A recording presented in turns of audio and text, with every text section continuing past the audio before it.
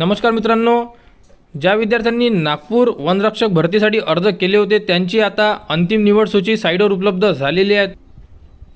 Forest guard या साईटवर उपलब्ध केलेली आहे व आपल्या टेलिग्राम चॅनलवर सुद्धा उपलब्ध करून दिलेले आहे। तिथून तुम्ही ही लिस्ट बघू शकता। तर यामध्ये रनिंगचे मार्क्स आणि पेपरचे मार्क्स कॅल्क्युलेट करून अंतिम सूची निवड सूची उपलब्ध करून दिलेली आहे। तर तुम्ही यासाठी अर्ज केला असेल तर तुम्हाला ही यादी चेक करणं गरजेचं आहे।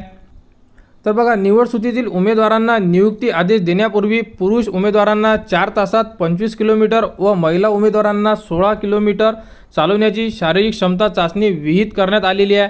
त्या अनुषंगाने चालवण्याची शारीरिक तग धरण्याची चाचणी म्हणजे स्टॅमिना टेस्ट ही 20/3/2024ला सकाळी 5 वाजता आयोजित करण्यात येत आहे। तर ज्या विद्यार्थी यामध्ये सिलेक्ट झालेले आहेत त्यांची आता चालण्याची चाचणी आहे ती होणार आहे। आणि यामध्ये जे प्रतीक्षा यादीमध्ये जे विद्यार्थी आहेत त्यांना या चाचणीसाठी उपस्थित राहणं गरजेचं नाही आहे। त्यांच्यासाठी वेगळी लिस्ट उपलब्ध करून देण्यात येणार आहे। तर ज्या विद्यार्थ्यांची चाचणी होणार आहे त्यांचे इथे स्थळ नमूद केलेलं आहे, म्हणजे या ठिकाणी तुमची चाचणी होणार आहे आणि यामध्ये 20/3/2024ला सकाळी 5 वाजता ही चाचणी सुरू होणार आहे। इथे QR नुसार तुम्ही जे लोकेशन आहे ते ट्रॅक करू शकता।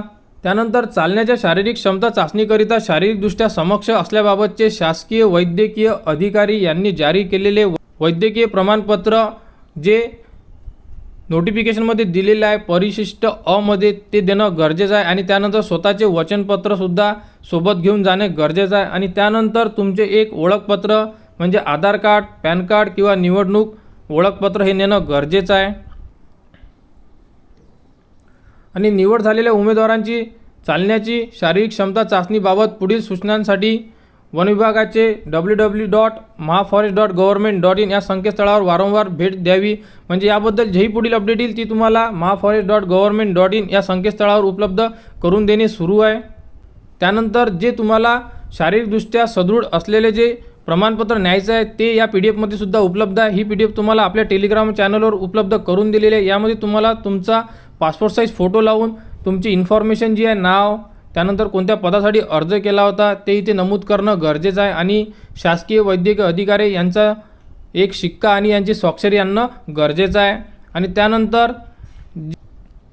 त्यानंतर वनरक्षक पदाच्या उमेदवाराने चालण्याच्या चाचणीस द्यावयाचे वचनपत्र हे वचनपत्रसुद्धा तुम्हाला सोबत घेऊन जाणं गरजेचं आहे।